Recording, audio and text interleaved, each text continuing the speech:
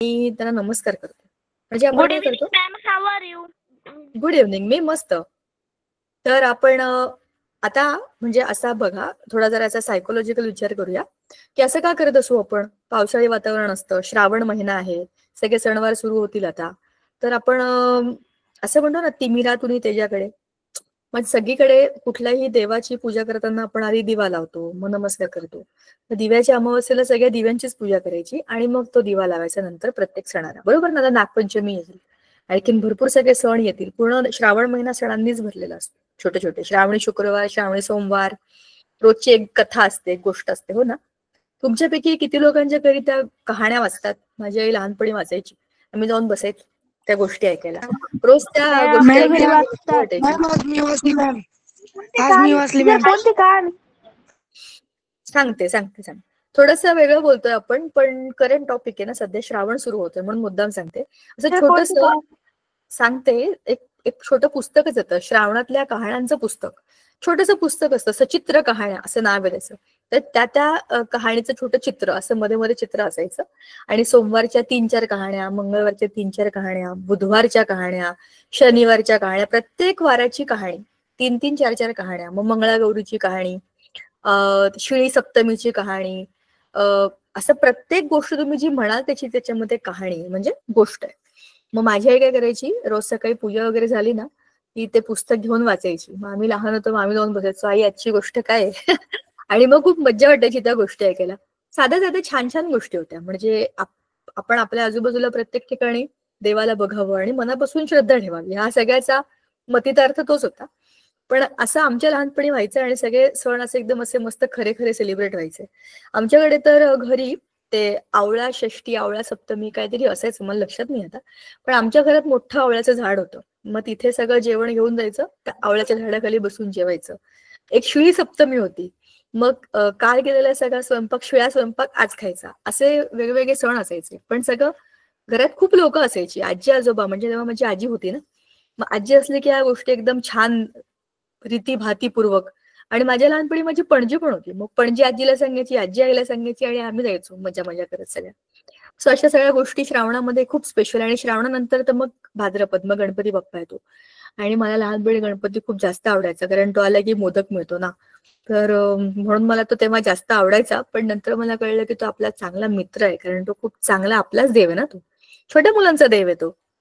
मग आपण त्याच्याशी काही बोलू शकतो आणि तो चांगला आहे. मग तो सगळ्या आपल्या चुकीच्या गोष्टी पण पोटात घेतो. मग मी त्याच्याशी खरं खरं बोलायचे, माझं असं असं चुकलं, मी असं असं केलं, तो ऐकून घ्यायचा सगळं. मला असं वाटायचं की हा माझा मित्र आहे. म्हणजे लहानपणी आपण असे जसे विचार करतो ना, तसेच आपण बनतो ना. मग काय हरकत आहे, माझं चुकलं म्हणायला काय हरकत आहे, कोणाचंही चुकू शकतं. काही मान्य करतात, काही मान्य करत नाही. आपण कशाला आपलं डोक्यावर ओझं घेऊन फिरायचं, असं माझा विचार आहे. चला, आपण इन शॉर्ट आज जे काही बोललो तिकडनं आता जाऊया अभ्यासाकडे. मागच्या वेळेला आपण द्रव्याचे मोजमाप असा धडा सुरू केला होता, तुमच्या लक्षात आहे का? Yes ma'am. ग्रेट. थोडंसं रिवाइज करू आणि आज आपण धड्याच्या अच्छा, पण ते शेअर करण्यापूर्वी तुम्हाला सांगते, हा धडा आहे ना, खूप चांगला डोकं लावून लक्षात ठेवून पक्का डोक्यात फिट करा. तुम्हाला असं वाटेल की हे काय आहे, हा धडा थोडा कठीण वाटतोय, पण हा धडा सुरुवातीला तुम्हाला सोपा सोपा वाटेल. नंतर आता त्या मोल कन्सेप्ट आणि बाकी सगळ्या गोष्टी ज्या आज येतील ह्या सगळ्या तुम्हाला 11वीला आहेत. आणि मग तुम्ही म्हणाले 11वीला आल्यावर हे काय, कुठून आले मोल कन्सेप्ट? तर हे 9वीतूनच आले. पण तोपर्यंत मुलं विसरून जातात की 9वीत आपण मोल कन्सेप्ट केली होती, कुठेतरी ऐकलेलं असतं. 11वीला तुम्हाला ह्या सगळ्या धड्यांचे पुढचे पुढचे पुढचे भाग आहेत. म्हणजे तुम्हाला त्या गोष्ट सुरू केली आहे, पहिला एपिसोड आता तुमचा 9वीत. 10वीत हे मध्येच गायब होईल. 11वीला एकदम पूर्णच्या पूर्ण त्याच्यावर प्रॉब्लेम्स येतील. मग तुम्ही डोकं खाला, ही शपथ कुठून आलंय? तर ते आलं इथून आहे, 9वीच्या पुस्तकातनं. तर हा धडा चांगला सिरियसली पक्का समजून घ्या आणि ह्याचं ऍप्लिकेशन तुम्हाला समजेल कसं आहे. कळलं का? मुद्दाम का सांगतेय, आत्ताच्या इन जनरल ऑब्झर्वेशन मधनं मला हे कळलंय, दरवर्षी 11वीच्या मुलांना बघते तेव्हा ते म्हणतात कुठून आली आहे मोल कन्सेप्ट? इथूनच आली आहे मोल कन्सेप्ट, 9वीच्या पुस्तकात आहे बघा. चला, झटकन पटकन द्रव्याचे मोजमाप, चौथा धडा आपला. रासायनिक संयोगाचे नियम आहेत आपल्याला 2-3 नियम आहेत. द्रव्य अक्षयतेचा नियम, की द्रव्य संपत नाही. एकूण वस्तुमान तुमच्या रिएक्टंटचं इज इक्वल टू एकूण वस्तुमान तुमच्या प्रोडक्टचं. म्हणजे तुमचे अभिक्रियाकारक जे असतात त्यांचं एकत्रित वस्तुमान जेवढं असतं तेवढंच तुमच्या उत्पादितांचं एकत्रित वस्तुमान असतं. अभिक्रियेमध्ये काय होतं, फक्त त्यांची जागा बदलते आणि मूलद्रव्यांची जागा बदलल्यामुळे त्या रेणूमधली एक नवं संयुग बनतं. पण एकूण जे काही मास असतं म्हणजे द्रव्य असतं, मॅटर, हे संपत नाही. ते जरी त्याच्यातनं गॅस रिलीज झाला, जसं फॉर एक्झाम्पल आपण कार्बन, तुम्ही लाकूड जाळलत ना, लाकूड जाळलं की काय होतं, ते काळं काळं होतं आणि त्याचा खाली भुसा पडतो आणि त्यातनं धूर पण बाहेर निघतो. म्हणजे जेवढं मॅटर त्या तुमच्या लाकडामध्ये होतं, एक तर ते भुसा बनून खाली पडलं किंवा ते वायू म्हणून बाहेर गेलं. थोडक्यात टोटल इज सेम. ठीक आहे, हा द्रव्य अक्षरेचा नियम. दुसरा स्थिर प्रमाणाचा नियम, हा आपण आरामात बोललो होतो की स्थिर प्रमाणामध्ये कशाच्या, त्यांच्या वस्तुमानाच्या स्थिर प्रमाणामध्ये ते एकमेकांशी संयोग करतात. कोण? रासायनिक अभिक्रियेमध्ये भाग घेणारी मूलद्रव्यांचे अणू. म्हणजेच कसं, आपण हे उदाहरणाने बघितलं होतं की H2O म्हणजे पाणी, त्या सगळ्याचं H2O वजन काढलं. अणू वस्तुमानांक हायड्रोजनचा 1 आहे, ऑक्सिजनचा किती आहे? 16. आपण त्याचं वस्तुमान काढतोय. 8 त्याचा ऍटॉमिक नंबर आहे, म्हणजे त्याचा अणु क्रमांक 8 आहे, पण त्याचं वजन किती आहे? 16. 16 आणि हे 2 किती झाले? 18. मग 2 हायड्रोजन आणि 1 ऑक्सिजन, ह्या सगळ्याचं एकत्र वजन किती आहे? 18. तर 18 मधले 2 हायड्रोजन म्हणजे 2:9 हे प्रमाण, म्हणजे 1:9, 2:18, बरोबर ना? त्याला तुम्ही कमी केलं, रिड्यूस केलं, हे आपण केलं होतं ना मागच्या वेळेला. हा स्थिर प्रमाणाचा नियम आहे. म्हणजेच काय, तुम्ही अभिक्रियेमध्ये जे कोणी अणू एकत्रित करता, त्यांची रासायनिक अभिक्रिया घेण्याकरता करता, तेव्हा ते स्थिर प्रमाणामध्येच एकमेकांशी संयोग करतात. आणि हे स्थिर प्रमाण तुम्ही कुठेही गेलात तरी त्या त्या संयोगापुरतं फिक्स असतं. जसं H2O म्हणजे पाणी, कुठलंही सॅम्पल घ्या पाण्याचं, त्याच्यामध्ये H2O हाच फॉर्म्युला असेल. जर तो H2O2 झाला, त्याचा अर्थ की ते पाणी राहिलेलं नाही. बरोबर? पाण्याची ओळखच त्याचा फॉर्म्युला आहे. ठीक आहे, एकाधिक प्रमाणाचा नियम आपल्याला नाहीये, पण याचा अर्थ तोच होतो की समजा आता मी तुम्हाला जसं म्हणलं H2O, तसंच H2O मध्ये आणखी एक O ऍड केला की बनतो H2O2. हा एक नवं संयोग आहे, पण त्याच्यामध्ये ऑक्सिजनचे जे 2 अणू आहेत ते एका विशिष्ट पूर्णांक संख्येच्या हिशेबाने त्याच्याबरोबर अभिक्रिया करतात. ऍडिशनल माहिती म्हणून लक्षात ठेवा, स्ट्रेस घ्यायची गरज नाहीये. नंतर आपण याच्यामध्ये बघितलं होतं अणू म्हणजे काय, त्यांची रचना कशी असते. एवढ्या सगळ्या अणूंची, म्हणजेच काय, पिरियॉडिक टेबलमध्ये असलेल्या सगळ्याच्या सगळ्या एलिमेंट्सची अणूची रचना तुम्हाला माहितीये की आडवे, मॅम, उभे असं. पेरियोडिक टेबल म्हणजे काय? पिरियॉडिक टेबल म्हणजे हे चित्र, हे तुमच्या आयुष्यामध्ये कधी ना कधी नक्की येईल. तुम्ही कुठेतरी पाहिलं असेल, पुस्तकात पाहिलं असेल, लॅब मध्ये पाहिलं मॅम, असेल, 10th क्लास आहे ना? काय आहे? 10th क्लासला 10th आहेच आहे, याचा धडाच आहे पूर्ण. पण तुम्ही एरवी पण कुठेतरी बघितलं असेल, मी 10 वेळा बोलले असेल तुमच्याशी आतापर्यंत. पिरियॉडिक टेबल बद्दल मोबाईलवर खूपदा वेळा बघितले तर पाठ हो, पण केले. आणि मी सुद्धा तुम्हाला पिरियॉडिक टेबल बद्दल याच्या आधी पण बऱ्याचदा सांगितले की पिरियॉडिक टेबल नावाची एक गोष्ट असते ज्याच्यामध्ये सगळ्या मूलद्रव्यांना त्यांच्या अणु क्रमांकाच्या हिशेबाने रचून ठेवले. आणि ती एक मोठी बिल्डिंग आहे ज्याच्यामध्ये सगळे बाप लोक बसलेत. सगळे बाप लोक म्हणजे कोण? एलिमेंट्स. एलिमेंट्सनेच सगळं जग बनलंय ना. म्हणजेच काय की ही जी सगळी रचना आहे ती त्यांच्या इलेक्ट्रॉनिक कॉन्फिगरेशन वरती अवलंबून आहे. एक मिनिट, आता तुम्हाला मी एक काम देणार आहे. तुम्ही सगळ्यांनी तुमच्या तुमच्या वहीमध्ये हायड्रोजनचा अणू काढायचा आहे आता लगेच, कारण याच्यावर आधारित मी पुढचा प्रश्न विचारणार आहे. हायड्रोजनचा अणू काढा.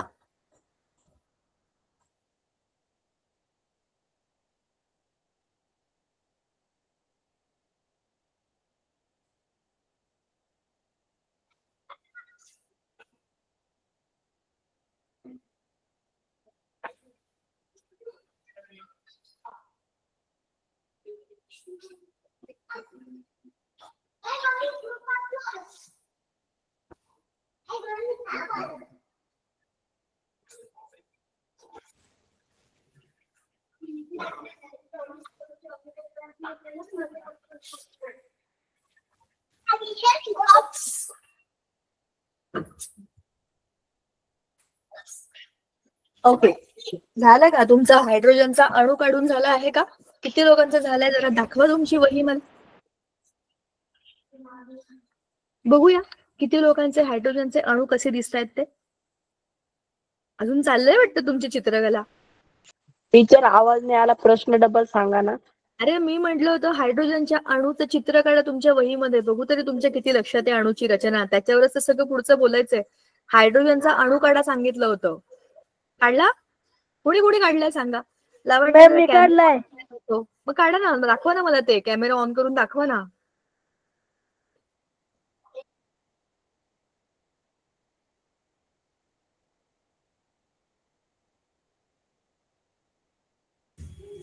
अरे कॅमेरा ऑन करून दाखवा ना चित्र तुमचं कॅमेऱ्यासमोर. असं मला कसं समजेल तुम्ही काय काढलंय.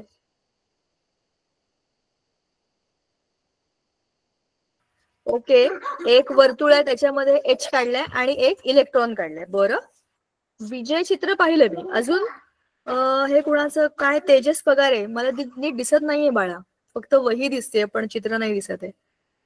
लावण्य तुझं पण दिसत नाही. तुम्ही सगळ्यांनी हात वर केलेत त्यांनी तुम्ही जरा मला दाखवा ना कॅमेरा ऑन करून.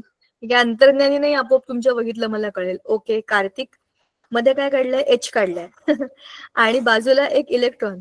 त्या हायड्रोजनच्या अणूच्या केंद्रामध्ये काय हायड्रोजन राहत असतो का? का बरं तुम्ही सगळ्यांनी मध्ये एच लिहिलंय? बरं, अजून कोणी काढलंय? तुम्हाला समजतंय ना? तुमचं काढलेलं चित्र मला दिसत नाहीये कारण तुमचे कॅमेरे ऑफ आहेत. तर तुम्हाला ते ऑन करून मला दाखवावं लागेल. त्यांनी दाखवलंय, शाबाश, व्हेरी गुड, तुम्ही खूप चांगला प्रयत्न केलाय. बाकी सगळ्यांनी जरा दाखवा, पटपट दाखवा, एवढा वेळ नाही, 10 वेळा एकच गोष्ट. लाईट नाही. लाईट नाही? टीचर आमच्याकडे ना लाईट नाहीये.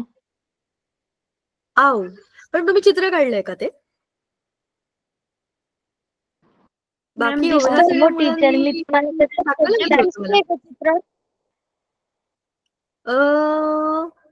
दिसतंय खरं, पण हिचं चित्र पण मला दिसलं, ऐश्वर्याचं पण दिसलं. आतमध्ये एचच लिहिलंय. बरं, हे काय चित्र आहे? ठीक आहे, तुम्ही सगळ्यांनी आतमध्ये एच काढले. कार्तिकचं मी पाहिलं होतं. परत चला आपण काढलं. काय टेन्शन घ्यायची गोष्ट नाही. हायड्रोजन म्हणून काढले मॅम. हायड्रोजन मॅम ते हायड्रोजन आहे ना म्हणून काढले. ते मला कळलं, पण केंद्र, अरे ते बरोबर आहे, पण त्याच्या केंद्रामध्ये काहीतरी दुसरं पण आहे ना. ते का नाही लिहिलंय? काय आहे तेच तर विचारते मी. तुम्ही काय काढलंय? मॅम हे तुम्ही काढलंय बरोबर. हे मध्यभागी त्याचं केंद्रक आहे, हे तुम्ही काढलंय बरोबर. पण त्याच्यामध्ये काय? आणि इथे एक इलेक्ट्रॉन काढलं तुम्ही सगळ्यांनी. ते अगदी बरोबर केलं, अगदी छान. एकच इलेक्ट्रॉन आहे, एकदम बरोबर. ज्यांनी ज्यांनी हे काढलंय त्यांनी स्वतःला शाबासकी द्या, कारण तुम्ही बरोबर काम केलं. मध्ये काय पण ये अंदर की बात क्या की तुम लोगों ने, इसका अंदर का क्या किया? हा, मग ते कोणी लिहिलं नाही तिथे, एच लिहिलंय. हा मैम, एटम के न्यूक्लियर में तो प्लस होना चाहिए ना? क्या होना चाहिए? प्लस। हाँ, तो वही तो सवाल है ना. न्यूट्रॉन और प्रोटॉन कहाँ होते हैं? हाइड्रोजन के न्यूक्लियस में होंगे ना. नाम तो नीचे भी लिख सकते थे ना. म्हणजे तुम्ही काय केलंय तुम्हाला कळलं का? तुम्ही चुकून केलंय ते, मी म्हणत नाही मुद्दाम केलं. न्यूक्लियस मध्ये जागा कोणाची आहे? प्रोटॉनची आहे ना. 1 प्रोटॉन किंवा 1 न्यूट्रॉन किंवा 2 न्यूट्रॉन किंवा 0 न्यूट्रॉन. पण एक प्रोटॉन तर 100% त्याच्यामध्ये आहे. आता आपण आयडियल हायड्रोजन घेतलंय. आयडियल म्हणजे जो मॅक्झिमम असतो तो. त्याच्यामध्ये 1 इलेक्ट्रॉन आहे, 1 प्रोटॉन आहे आणि 1 न्यूट्रॉन आहे बरोबर. हे न्यूक्लियसच्या मध्ये आहेत. न्यूक्लियसच्या मध्ये असलेल्या गोष्टींना काय नाव आहे सांगा बरं मला. न्यूक्लियस के अंदर रहने वाले न्यूक्लियॉन्स. आणि न्यूक्लियॉन्स कोण असतात? Yes, they are only protons and neutrons. तर आता जर आपल्याला या ऍटमचं वजन करायचं असेल, वजन म्हणजे वस्तुमान म्हणजेच ऍटमिक मास, कशाचं वजन करायचं सांगा जरा मला. प्रोटॉन आणि न्यूट्रॉन. करेक्ट, कारण प्रोटॉन आणि न्यूट्रॉन दोघांचं एक एक युनिट वजन आहे. ह्याचं वजन 1, याचं वजन 1. मग ह्या दोघांचं वजन तुम्ही करणार म्हणजे थोडक्यात तुम्ही कसलं वजन करताय? फक्त न्यूक्लियसचं वजन करताय. न्यूक्लियस बरोबर. तुम्ही इलेक्ट्रॉन्सचं पण वजन करत नाही, तुम्ही त्याच्या ऑर्बिटचं पण वजन करत नाही, तुम्ही त्याच्या मधल्या स्पेसचं पण वजन करत नाही. फक्त सेंटर मध्ये असलेल्या न्यूक्लियॉन्सचं तुम्ही वजन करता. And that is your atomic mass number. Atomic mass number is represented by A. And that is total mass of the atom. Second thing is atomic number, that is represented by Z. So what is the atomic number now? Tell me. 1. Correct. आणि तो 1 म्हणजे काय आहे? Hydrogen. Atomic Nucleus. Number हायड्रोजनचा. Nucleus. Proton आणि न्यूट्रॉनची ma'am nitrogen. Nitrogen. Nitrogen. ऐका, proton. तुम्ही नायट्रोजन कुठे लिहिलंय? नाही, यही तो गडबड है भाई. समजलो. मॅम मी सांगू का लावण्य? नको सांगू, थांब जरा, बाकीच्यांना आधी सांगू दे. सांगा जरा मुलांनो. मी आता सांगितलं झी म्हणजे ॲटॉमिक नंबर म्हणजे अणुक्रमांक. हा ए म्हणजे होता अणुवस्तुमान आणि हा आहे अणुक्रमांक. तर अणुक्रमांकामध्ये आपण काय बघतो? तुम्ही सांगितलं प्रोटॉन न्यूट्रॉन, तर नाही, ते अणुक्रमांकामध्ये बघत नाही. मग काय बघतात सांगा? मॅम मी सांगू? मी म्हणजे स्क्रीन दिसत नाही टीचर. स्क्रीन दिसत नाही तुम्हाला? मग एवढं वेळ मी खेळते. ओ शिट, मी चित्र टीचर काढलंय. स्क्रीन नाही दिसत आहे. स्क्रीन नाही दिसत आहे मॅम. स्क्रीन. अरे मुलांनो, बरं झालं तुम्ही मला सांगितलं. हे बघा, मी हे चित्र काढलं इकडे एवढा वेळ. प्रोटॉन न्यूट्रॉन मी सगळं रंगवलं पण आहे इथे. थँक्यू सो मच, तुम्ही लवकर सांगितलं मला. मला असं वाटलं मी मगाशी शेअर केलं ते. थँक्यू. चला सांगा काय आहे बरं आता ह्याच्यामध्ये? ॲटॉमिक मास नंबर म्हणजे तुमचा ए, हे झालं वजन. ॲटॉमिक नंबर म्हणजे झी, म्हणजे त्याची ओळख, त्याची स्वतःची आयडी. मग ती काय असते? चित्रात बघा, तुम्हाला हिंट मिळेल.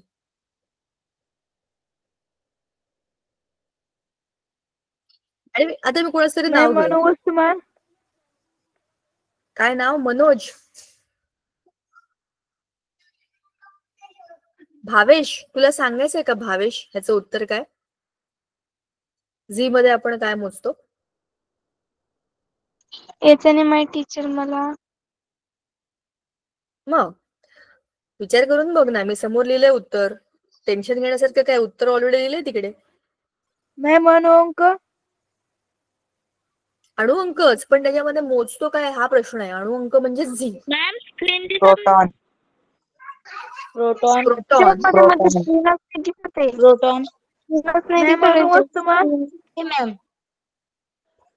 मला आता ना, मी व्यवस्थित शेअर केलंय आणि मला खूप चांगलं नेटवर्क आहे. हो मॅम, दिसते स्क्रीन. मुलांनो, तुम्ही जरा चांगल्या रेंज मध्ये या ना, किंवा तुमचा कॅमेरा बंद असेल तर बंदच ठेवा. पण मला आता काही ऑप्शन दिसत नाहीये माझ्याकडून तरी काही रेंज. न्यूट्रॉन. हे ऐका, थांबा आणि हे कन्फ्युजन सॉल्व्ह करा. न्यूट्रॉन याच्यामध्ये एक मिनिट, तुम्ही काहीही कशालाही जोडताय. थांबा जरा एक मिनिट. न्यूक्लियस काय न्यूट्रॉन काय? थांबा जरा.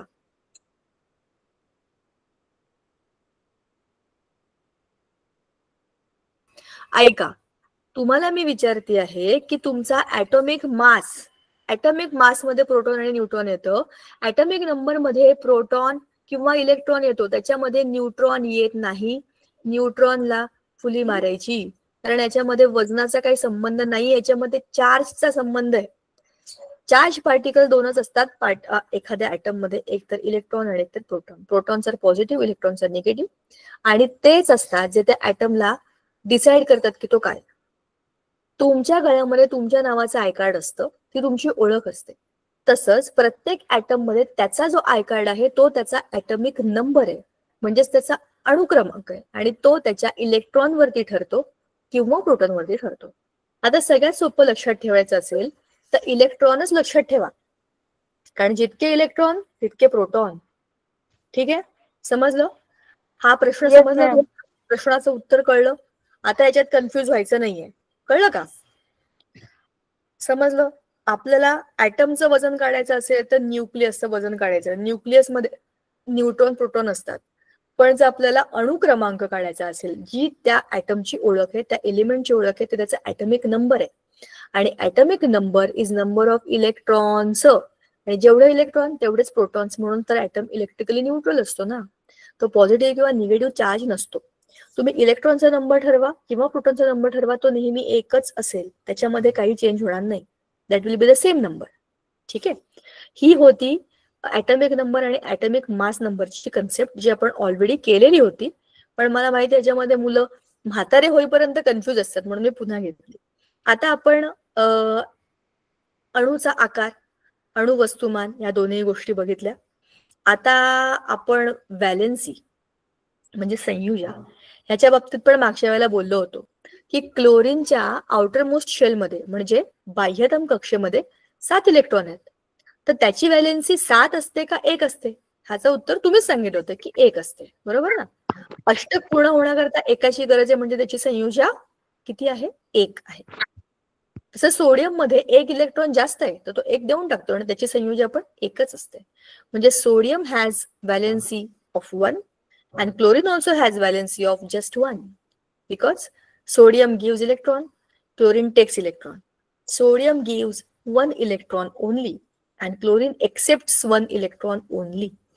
तर जेवढ्याची देवाणघेवाण होते तेवढीच व्हॅलेन्सी असते. तुमच्या आउटर मोस्ट शेल मध्ये किती इलेक्ट्रॉन आहेत बाकीचे ह्याच्याशी काहीही कोणाला प्रॉब्लेम नाही.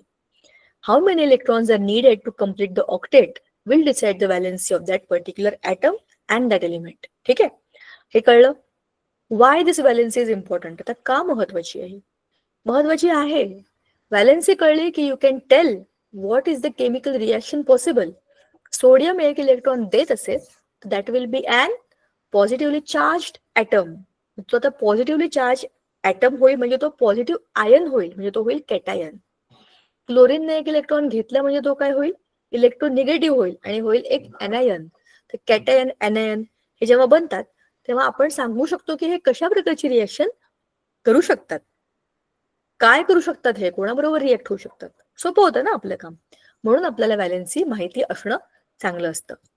आता वेगवेगळ्या घटकांच्या अणूचे प्रतिनिधित्व करण्याकरता वेगवेगळी चिन्ह वापरलेली असतात. जसं हायड्रोजन करता एक वर्तुळ आणि त्याच्यामध्ये टिंब अशी वेगवेगळी पूर्वी चिन्ह वापरलेली असायची. पण आता आपण त्याला एका पर्टिक्युलर फॉर्मॅटमध्ये नावांनीच त्यांना आपण इंडिकेट करतो. आणि रेणूचं वर्गीकरण आपण कसं करतो? एक अणु रेणू, द्विअणु रेणू. आणि एक अणु रेणू म्हणजे काय? एकाच प्रकारचे त्याच्यामध्ये अणू असतात. द्विअणू म्हणजे 2 वेगवेगळ्या प्रकारचे असतात.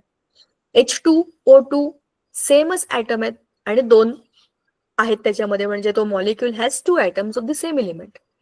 द्विअणु रेणू म्हणजे एका रेणूमध्ये 2 वेगवेगळ्या प्रकारचे रेणू आहेत. H2O, CO2, CH4 म्हणजे कार्बन वेगळा, हायड्रोजन वेगळा. बरोबर ना? भिन्न घटक. बरोबर. एक मिनिट हा.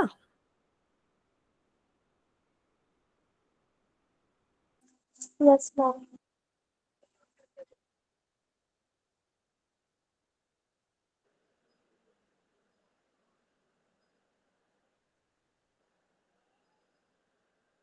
ओके, चलो. आमच्याकडे लाईट गेले. ठीक आहे, आपलं नेटवर्क चालू आहे, तोपर्यंत चालू आहे. तुम्हाला वाटलं आवाज नाही आला तर मला सांगा, मला वाटलंच की काहीतरी हल्लंय. ठीक आहे. आता अणूचं वस्तुमान आपण ऑलरेडी बघितलं की अणूचं वस्तुमान कसं करतात. It is based on the atomic mass of the nucleus. त्याच्यामध्ये जे काही आहे प्रोटॉन आणि न्यूट्रॉन याचं वजन. आता ॲव्होगॅड्रो अंक आणि संयुगाचे आण्विक सूत्र, रासायनिक सूत्र, ह्या सगळ्या गोष्टी आपण आज बघणार आहे. ॲव्होगॅड्रो नंबर, मोल कन्सेप्ट, व्हेरिएबल व्हॅलेन्सी, आयन आणि आयनचे प्रकार, हे सगळं डिटेलमध्ये बघायचंय. त्याच्या आधी मला तुम्हाला एकदा पुस्तकाकडे घेऊन जाऊ द्या, म्हणजे पुस्तकात ह्या गोष्टी कशा दिल्यात हे जरा तुम्हाला समजेल. ती आपण आतापर्यंत धड्यामध्ये इथेपर्यंत आलेलो आहे. ठीक आहे. अणू कसे असतात, रेणू कसे असतात, मूलद्रव्य म्हणजे काय, हे सगळं आपण वरती ते लॉज होते तिथपासून खालपर्यंत आलोय, हे सगळं आपण पाहिले. आत्ताच आपण बघितलं व्हॅलेन्सी म्हणजे काय, मास काय आणि साईज कशी असते. त्याच्यानंतर आपण खाली ह्याच्यामध्ये खालच्या बाजूला अणूचे वस्तुमान म्हणजे त्याचं ऍटॉमिक मास कसं काढायचं ते बघितलं होतं. आता आपल्याला बघायचंय खालच्या बाजूला. अच्छा, ह्याच्यामध्ये एक गोष्ट पुस्तकातली आपण जरा बघूया. तुम्हाला एक इंटरेस्टिंग गोष्ट सांगायची बघा. आपण जेव्हा एखाद्या दुकानामध्ये जातो आणि 1 किलो साखर द्या, 1 किलो गुळ द्या, 1 किलो कुरमुरे द्या, जे काही आपण म्हणतो, 1 किलो म्हणजे 1 किलोचं इथे वजन असतं आणि 1 किलोच्या तुमच्या वस्तू असतात आजूबाजूला. तुम्ही काहीतरी स्टँडर्ड ठेवता आणि त्याच्या प्रमाणामध्ये दुसऱ्या गोष्टी तुम्ही मोजता, बरोबर? म्हणजेच काय, स्टँडर्ड असल्याशिवाय तुम्ही मोजणार कसं? तुम्हाला आता ऍटमचं मास मोजायचंय, प्रोटॉनचं मास मोजायचंय, न्यूट्रॉनचं मास मोजायचंय. एवढ्या छोट्या छोट्या पार्टिकल्सचं मास मोजणं सोपं आहे का? 1 किलोच्या वजनामध्ये पण 200-300 इकडे तिकडे काहीतरी 200-300 ग्रॅम छोटे छोटे 0.1 0.2 ग्रॅमचे फळ होऊ शकतात. आता हे एवढ्या छोट्या गोष्टी आहेत, तो ऍटमच आपल्या डोळ्याला दिसत नाही. ऍटमच्या मधले पार्टिकल्स, सब ऍटॉमिक पार्टिकल्सचं वजन करायचं. एक तर ऍटमचंच वजन करणं कठीण आहे. ते करण्यासाठी आणि त्याच्यामध्ये असलेल्या आणखीन पार्टिकल्सचं वजन करण्यासाठी आपल्याकडे खूप चांगली चांगली टेक्नॉलॉजी असायला पाहिजे. पण ज्या वेळेला हा विचार सुरू झाला त्यावेळेला एवढी टेक्नॉलॉजी अवेलेबल नव्हती. पण आपले सायंटिस्ट फार बुद्धिमान आहेत. मग त्यांनी काय विचार केला की स्टँडर्ड पाहिजे ना काहीतरी. हायड्रोजन ठेवू ना मग आपण. हायड्रोजनचा असं पण ऍटॉमिक नंबर 1 आहे. त्याचा वस्तुमान पण 3 पैकी एका आयसोमरचा म्हणजे आयसोटोपचा त्याचा जो ऍटॉमिक नंबर आहे तो 1च आहे. त्याला जर आपण स्टँडर्ड 1 ठेवलं तर बाकी सगळे, मग हा 1 असेल तर हा 2, 3, 4 असं करता येईल ना, 1च आहे. पण खूप सारे एलिमेंट्स आणि त्यांचे ऍटम्सचं वजन हायड्रोजन बरोबर करून त्यांनी बऱ्याचशा व्हॅल्यूज मिळवल्या. पण काही काही ऍटम्सच्या बाबतीमध्ये त्यांचे अणु वस्तुमान हे अपूर्णांकी आले. का बरं? तुम्ही त्यांचा एव्हरेज करणार, 2-3 त्यांचे आयसोटोप असतील म्हणजे समस्थानिक असतील, तुम्ही काय करणार, त्याचा एव्हरेज करणार. जर तो अपूर्णांक आला तर काय होईल? म्हणजेच असं काही नाही की आता अपूर्णांक नाहीयेत, पण तेव्हा अपूर्णांक आल्यावरती मग हे आपण बदलून बघायचं का, स्टँडर्डच बदलायचं का, असा विचार सुरू झाला. आणि मग त्यांनी वेगवेगळ्या भरपूर ऍटम्सला ट्रायल मध्ये घेतलं आणि सगळ्या शेवटी त्यांनी त्यांच्या फेवरेट कार्बनला तिकडे आणलं. आता कार्बनला स्टँडर्ड म्हणून घेतलं की काय होतं, 12 × 1/12 असं त्याचं म्हणजे 12 हे त्याचं वस्तुमान आहे ना, आणि 1/12 म्हणजे 12 पैकी 1 असं हायड्रोजनचं आपण काढू शकतो. म्हणजे उत्तर काय आलं, एकूण एकच आलं. हा 12 आणि हा 12 कॅन्सल होतील, म्हणजे उरलं काय, 1.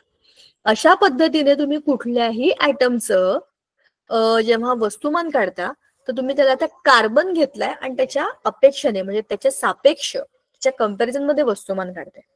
आता ही गोष्ट कधीची आहे, ज्या वेळेला आपल्याकडे एवढी टेक्नॉलॉजी नव्हती की आपण एवढ्या मायन्यूट गोष्टींचं मेजरमेंट करू. पण नंतर मग ते खूप मायन्यूट ऑब्झर्वेशन करणारे स्पेक्ट्रोमीटर आले. त्याच्यामध्ये आता आपण हे असं काहीही न करता अणूचं वस्तुमान हे ऍटॉमिक मास युनिट म्हणजे AMU या युनिट मध्ये मोजतो आणि त्याला डाल्टन म्हणजे यू असं एकक आहे. आता हे का आहे, तुम्हाला डाल्टनचा सिद्धांत आठवतोय का? मागच्या वर्षी होता की atoms are not divisible, not visible, smallest entities of anything, बरोबर? म्हणजे सगळंच्या सगळं जे आपलं मॅटर आहे हे सगळ्यात छोट्या छोट्या न तुटणाऱ्या न दिसणाऱ्या छोट्या छोट्या कणांनी बनलंय. हे ज्या पहिल्या सायंटिस्टने सांगितलं त्याचं नाव डाल्टन होतं. म्हणून आपण आता ह्या सगळ्यांचं वस्तुमान मोजतो डाल्टन मध्ये, लिहितो ऍटॉमिक मास युनिट मध्ये आणि इंडिकेट करतो यू मध्ये. हे असं सगळं सायंटिस्ट करू शकतात. म्हणजे सरळ गोष्ट सरळ न करता गोल फिरून काहीतरी वेगळ्या कारणाने, अर्थात त्याची कारण असतात, असं मुद्दाम कोणी करत नाही. आता AMU हे युनिट त्यांनी ऍटॉमिक मास युनिटला त्यांनी यू एवढंच शॉर्टकट मध्ये टाकलंय आणि त्याचं नाव आहे डाल्टन. लॉजिकली हे नाव डी असायला पाहिजे होतं, पण आता यू ही संज्ञा वापरलेली आहे त्याच्याकरता. आणि त्याची व्हॅल्यू काय बघा, 1 युनिट किती आहे त्याचं, 1.66053904 इंटू 10⁻⁻27 kg म्हणजे 1 किलोचा 10⁻27 10⁻27 इतका छोटा एक युनिटचा मेजरमेंट आहे. ठीक आहे. आता मूलद्रव्यांच्या रासायनिक संज्ञा म्हणजे काय? आपण मग अशी म्हणालो की हायड्रोजनला कसं दाखवलं होतं, एक वर्तुळ आणि एक डॉट, कारण की त्याच्यामध्ये एकच इलेक्ट्रॉन आहे ना. हे चित्र किती एकदम ऍप्ट आहे त्याच्याकरता. तांब कॉपर आहे ना, मग सर्कलमध्ये सी असं आहे. पण आता आपण काय करतोय, IUPAC international union of pure and applied chemistry ही एक ब्रांच आहे केमिस्ट्रीची.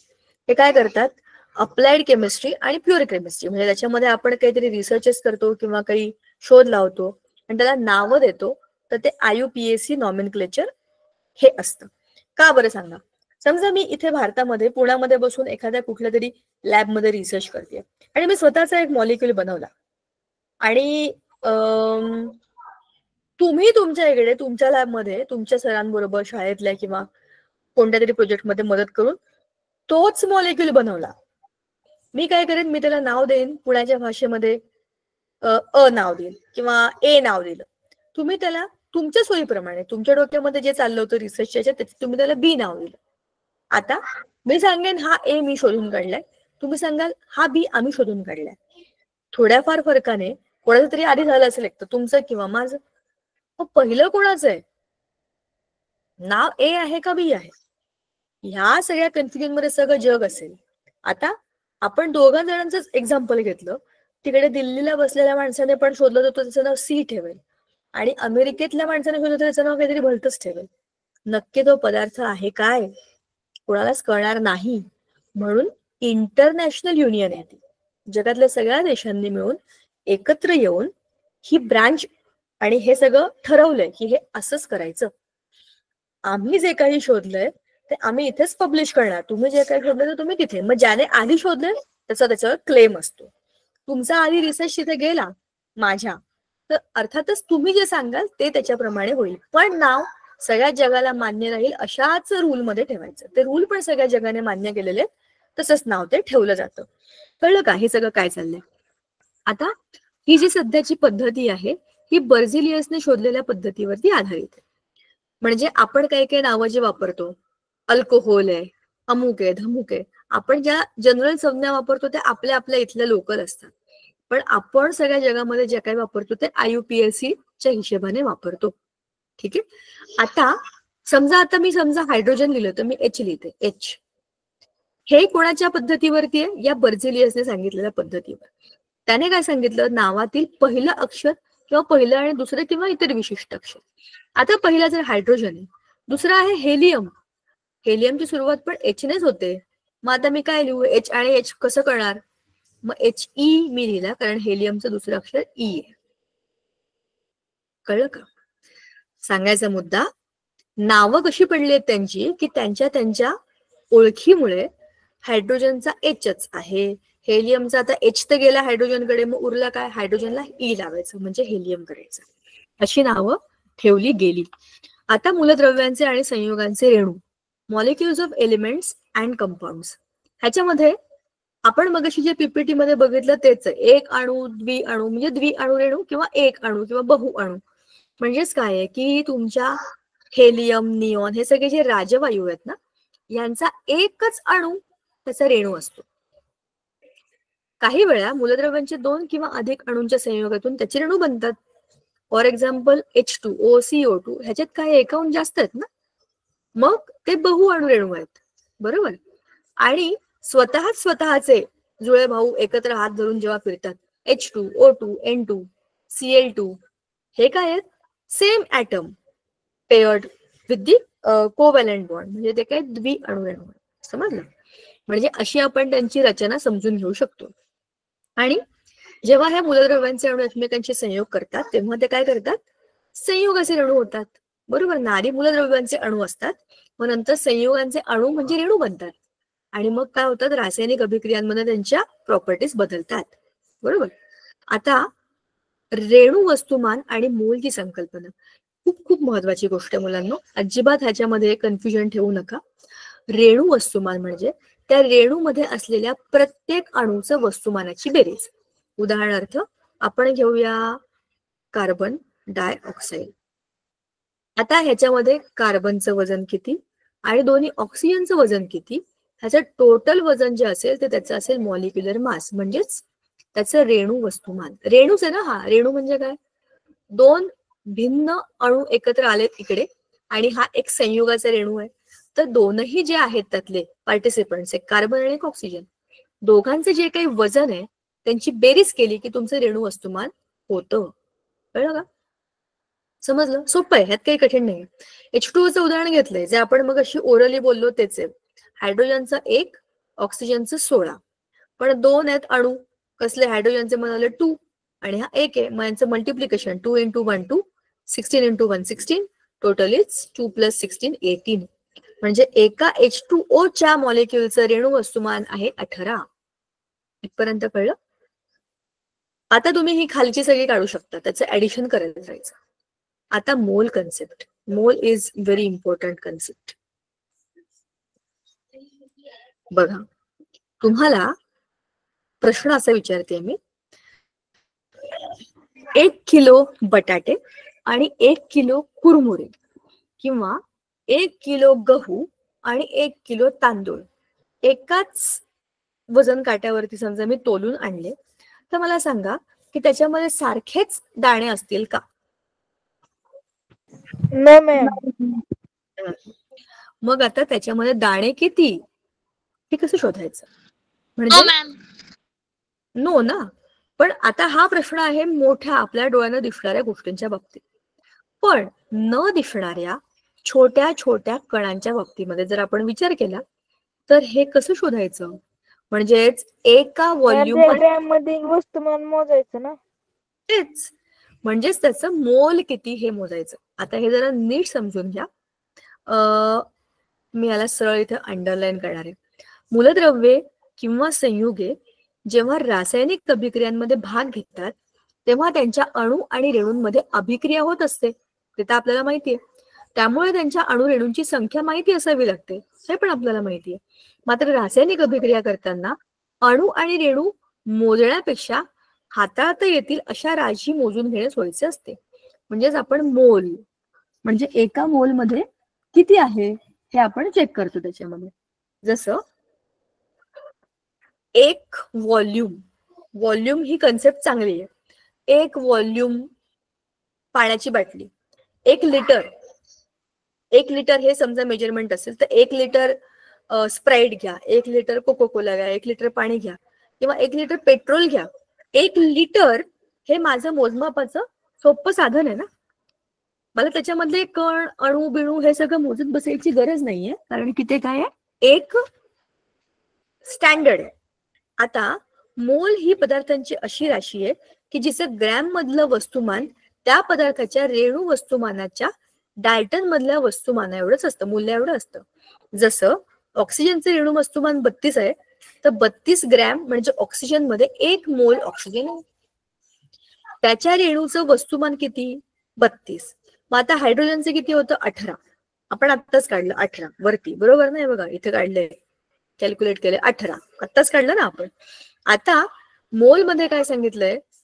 मोल मध्ये ऑक्सिजनचं रेणू वस्तुमान 32 आहे, तर 32 ग्रॅम ऑक्सिजन म्हणजे 1 मोल. असं आपल्या पाण्याचं रेणू वस्तुमान 18 आहे, त्यामुळे 18 ग्रॅम पाणी म्हणजे 1 मोल. त्याच्या एका रेणूचं वस्तुमान किती आहे तेवढं त्याचं 1 मोल ग्रॅम मध्ये. ठीक आहे, सोपं आहे का? 1 मोल पाणी म्हणजे 18 ग्रॅम पाणी. 1 मोल ऑक्सिजन म्हणजे 32 ग्रॅम ऑक्सिजन. ऐका, सोपं करूया. आपला हायड्रोजन, ऑक्सिजन, H2O.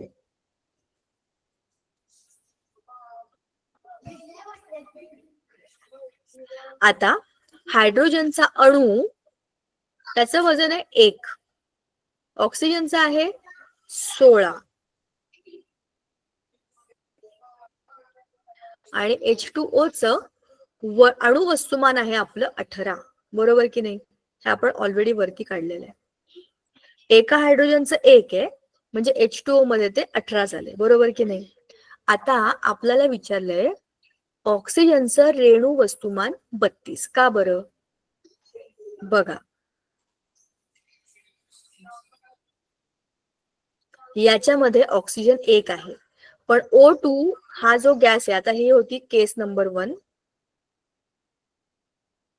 ही आहे केस नंबर 2. केस नंबर 2 आहे ऑक्सिजनचा रेणू जो आहे O2. 16 गुणिले 16 किती झाले? नाही, 16 अधिक 16 किती झाले? 32. 32. 16 गुणिले 2 म्हणजे 32 ग्रॅम हे O2 चं वजन झालं. O2 एका रेणूचं वजन 32 ग्रॅम झालं. म्हणजेच हे त्याचं 1 मोल एवढं वस्तुमान झालं. त्याच्या एका रेणूचं वस्तुमान जितकं ते त्याचं 1 मोल आहे. असं आता मला तुम्ही सांगा, हायड्रोजन, तिसरी केस आहे हायड्रोजन. हायड्रोजनचा रेणू, एक हायड्रोजन 1 आहे, तर H2 मध्ये किती असेल?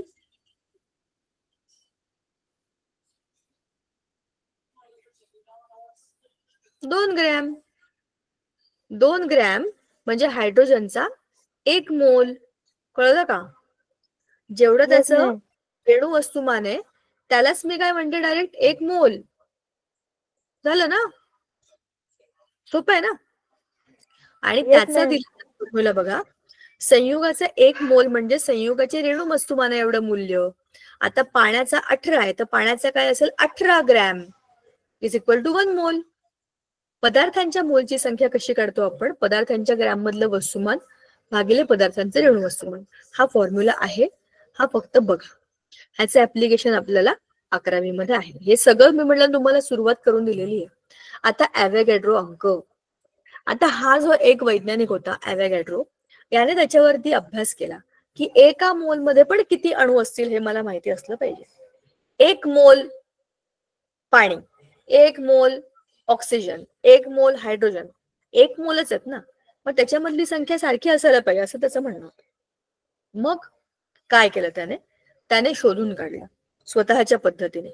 कोणत्याही पदार्थाच्या 1 मोल राशीमधली अणूंची संख्या निश्चित असते, हे त्याचं म्हणणं आहे. 1 मोल म्हणजे fix number of atoms, molecules, electrons, protons, काहीही घ्या तुम्ही. आता त्याने त्याच्या अभ्यासामधनं त्या एका नंबरला शोधून काढलं. त्याने कॅल्क्युलेशन केलं मॅथमॅटिकल की किती असेल ही संख्या एका मोलमध्ये.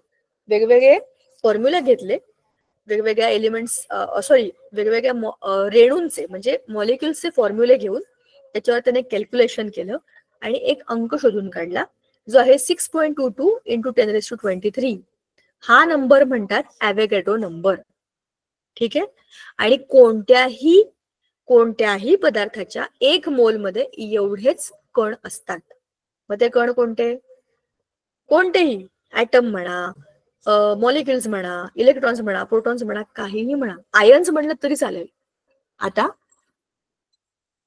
परत आपल्याला इथे उदाहरणाकरता पाणीच दिलेलं आहे. 1 मोल पाणी म्हणजे 18 ग्रॅम पाणी. वरती आपण ते बघितलं. त्याच्यामध्ये पाण्याचे किती रेणू आहेत? आता 6.022 × 10⁻23 इतके रेणू आहेत. म्हणजे आता आपल्याला संख्या शोधायची गरज नाही, रेणू मोजायची गरज नाही. एका मोल मध्ये एवढे आहेत. मग आता मला सांगा, 1 मोल कार्बन डायऑक्साइड मध्ये किती रेणू असतील?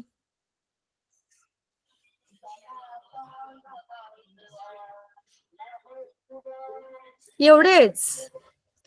1 मोल कार्बन डायऑक्साइड घ्या, 1 मोल मिथेन घ्या, काहीही घ्या, 1 मोल मध्ये एवढेच तुमचे पार्टिकल असणार आहेत. ठीक आहे. समजून घ्या, फक्त जसं जेवढं समजेल, डोक्यात घुसेल तेवढं फिट करण्याचा प्रयत्न करा. ही कन्सेप्ट नवीन आहे. आता ह्याच्यावरती कॅल्क्युलेशन थोडे आहेत आपल्याला. CO2 मधील मोलची संख्या कशी काढायची? त्याचं ग्रॅम मधलं वस्तुमान आहे भागिले त्याचं रेणू वस्तुमान आहे. आता हे दिलेलं आहे आपल्याला 66 ग्रॅम. प्रश्नामध्ये दिलेलं असतं की एवढं असेल 66 ग्रॅम मध्ये. बघा किती रेणू आहेत, 66 ग्रॅम प्रश्नात दिलेलं आहे. तर हे दिलेलं वस्तुमान आहे भागिले त्याचं स्वतःचं अणु वस्तुमान. असं उत्तर आलं आपल्याला N = 1.5 मोल. म्हणजे 1.5 मोल एवढंच आहे. आणि एका मोल मध्ये किती आहेत? एवढे. मग 1.5 मध्ये किती रेणू असतील? क्रॉस मल्टिप्लिकेशन करायचं. 1.5 × 6.022 असा तिरकस गुणाकार केला की एवढे रेणू येतात. हा प्रश्न आरामात शांततेत सोडवा. 3-4 वेळा सोडवा, त्याच्याशिवाय नाही जमणार आहे. 9 आहे. आता 1 डझन केळी म्हणजे 12 केळी आणि 144 वह्या म्हणजे 1 ग्रॉस, म्हणजेच किती? 12 डझन. 1 डझन म्हणजे 12 डझन म्हणजे 1 ग्रॉस. तसंच 1 मोल पाणी म्हणजे किती? 6.022 × 1023 रेणू असलेलं पाणी. हे मोजलं इकडे याने. 1 मोल मीठ पण किती? एवढं. ठीक आहे, तेवढेच रेणू आहेत त्याच्यामध्ये. म्हणजेच रेणूंची संख्या ही फिक्स असते आणि ती अवॅगॅड्रो नंबर एवढी असते. आता आहे पुढचा मुद्दा, संयोजा. संयोजाबद्दल आपण मगाशी बोललो. बाह्यतम कक्षेमध्ये किती इलेक्ट्रॉन आहेत त्याच्यावरती त्याची संयोजा म्हणजे व्हॅलेन्सी ठरते. जर, आणि हेच उदाहरण दिलंय बघा, सोडियम 2,8. एक सोडियमचा हा एक बाह्यतम कक्षेमधला इलेक्ट्रॉन देऊन टाकला की तो 2,8 होतो आणि Na+ होतो. क्लोरीनचा 7 आहे. एक इलेक्ट्रॉन घेतला की तो 2,8,8 होतो आणि NaCl हा एक नवा आयनिक कंपाऊंड बनतो. बरोबर?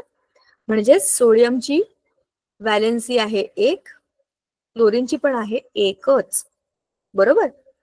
आता ह्याच्या पुढे आपल्याला हा पण मुद्दा होता, कॅटॅन आणि ऍनायन. मी तुम्हाला मग अशीच म्हटलं होतं, इलेक्ट्रॉन दिले बघा, इथे याला पॉझिटिव्ह चार्ज झाला. बरोबर ना? मी खोडून टाकते आता. हे दिसतंय का? Na+ आला की तो पॉझिटिव्ह चार्ज झाला, म्हणजे तो काय झाला? कॅटायन, धन आयन.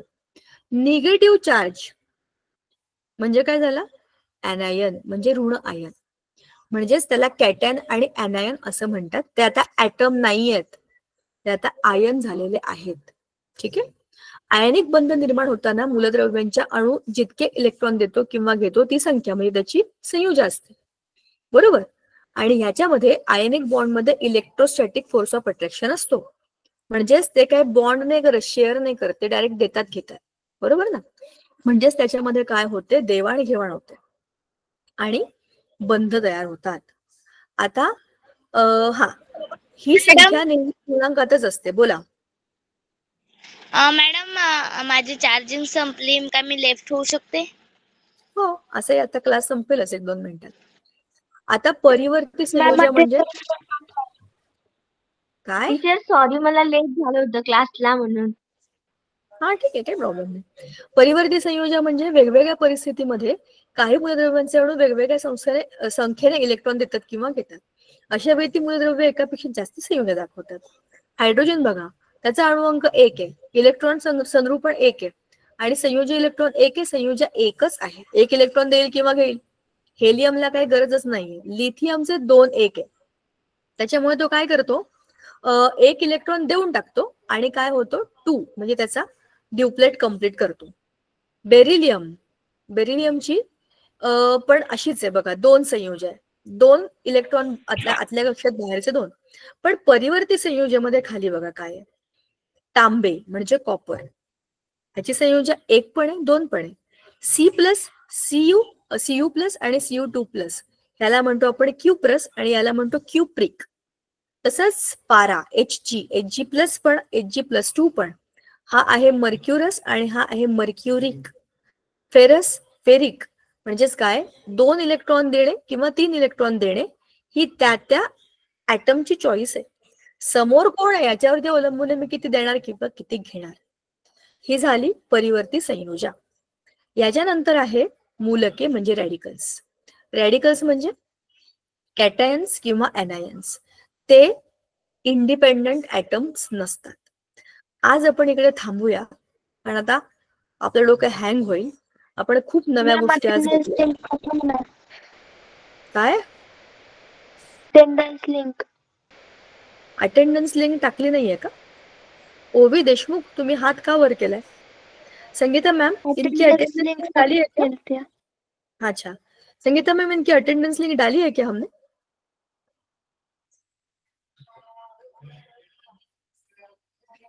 संगीता मॅम, चला, आपण जे काही बोललो आज ते तुम्हाला कळलंय का? थोडंफार तरी कळलंय का? Yes ma'am, all.